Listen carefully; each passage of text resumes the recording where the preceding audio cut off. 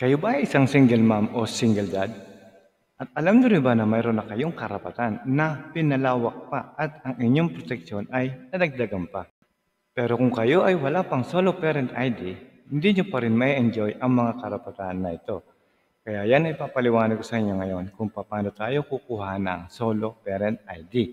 Ano pa ang mga requirements, ano ang mga proseso, at ano ang mga dagdag benepisyo. Tara, isahan na natin.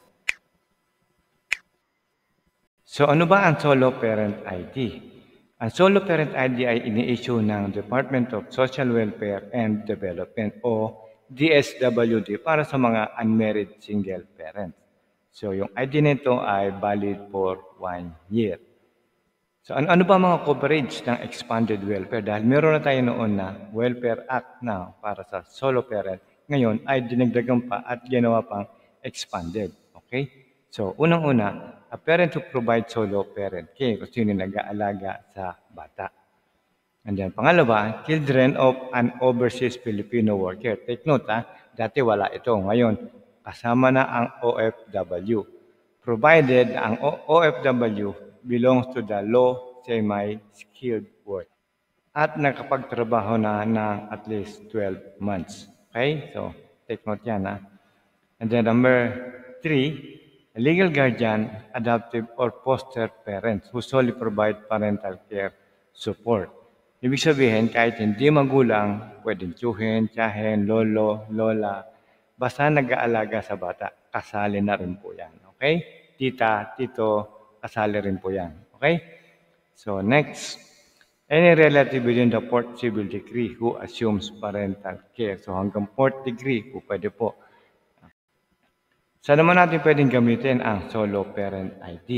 Okay? Ito ay magagamit natin sa pagkuha ng passport or visa. Legal po yan at valid. Okay? So, pwede rin tayo mag-transact sa mga government offices kamukha ng GSIS o SSS. Pwede rin po yan. Pwede rin po yan gamitin sa national ID at kung tayo ay kukuha ng civil service examination. At pinaka-importante sa lahat, yung discount. Kailangan po natin yan. At yung ating ayuda para sa solo parent. Kasama na rin po ang scholarship ng bata at siya ay makakakuha ng full scholarship para sa isang anak. Okay? So, kumpleto po yan mula po basic education hanggang higher education hanggang kumuha siya ng technical or vocational course o skill. Okay? Libre po lahat yan. Wala na po siyang babayaran. Ano naman ang mga benefits ng solo parent? Okay, una-una, access to educational scholarship, kamukha lang nabanggit natin kanina. Kalawa, priority sa mga government services and programs. Okay? Ikatlo, flexible work schedule arrangement. Kung halimbawa kayo ay nagtatrabaho sa isang opisina, pwede tayong makapag-set ng schedule para sa ating mga anak, para maalagaan natin. Leave. Pwede rin paternity leave benefits and entitlement. So, hindi lang po mga ina ang po pwede rito. Pati po ang tatay na solo parent. Po pwede rin po dito. At makakakuha rin po siya ng leave benefits sa kanyang mga pinapasukan. Okay, take note po yan. And the next, counseling and psychological services. Okay, mga medical services. And then livelihood assistance and skills training.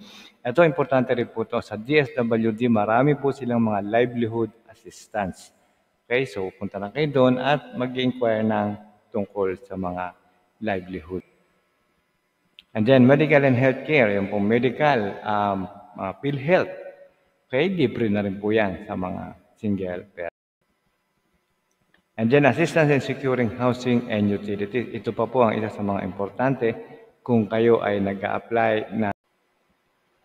And then, lastly, ay ang cash subsidy na ibibigay sa atin ng ating LGU. Okay? So, sa ngayon po, actually, hindi pa po lahat nabibigyan. Pero, pinaplansya na po yan at anytime within this year ay maibibigay na po ang cash subsidy.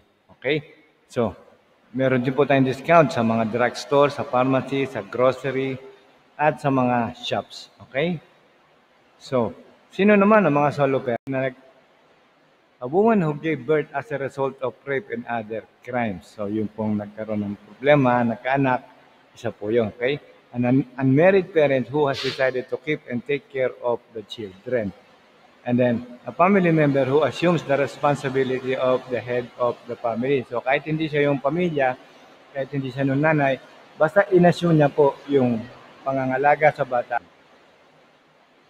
Okay, what are the solo parent ID requirements? Ano mga kailangan? Unang-una ay 2x2 po to. Pangalawa ay application form. Makukuha po yung application form sa inyong LGU o kaya depende po sa inyong lugar kung meron po kayong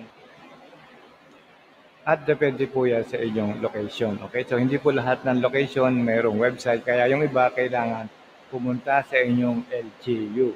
Kailangan din po ng PSA birth certificate sa magulang at sa anak.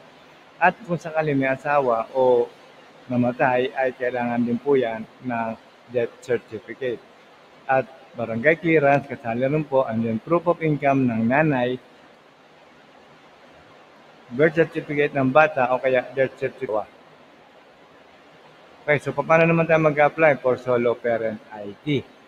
So una-una, kailangan pumunta tayo sa ating local DSWD office sa inyong city o sa inyong city.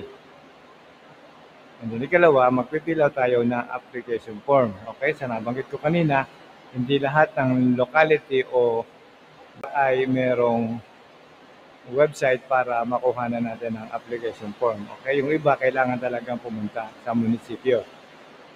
And the next, ang DSWD office ay i-assess ang inyong application at and then wait for your application to be approved. Okay, may proseso pa sila na meron silang bibisitahin ang inyong bahay, pupuntahan kayo at titignan kung talagang kayo ay walang kinakasama o talagang solo parent. Okay? Kasama po yun. And then, the ID will be issued after 30 days. So, kung napatunayan kayo na isang solo parent, after 30 days ay meron na kayo kaagad na ID. And then, special notes lang para sa mga solo parent.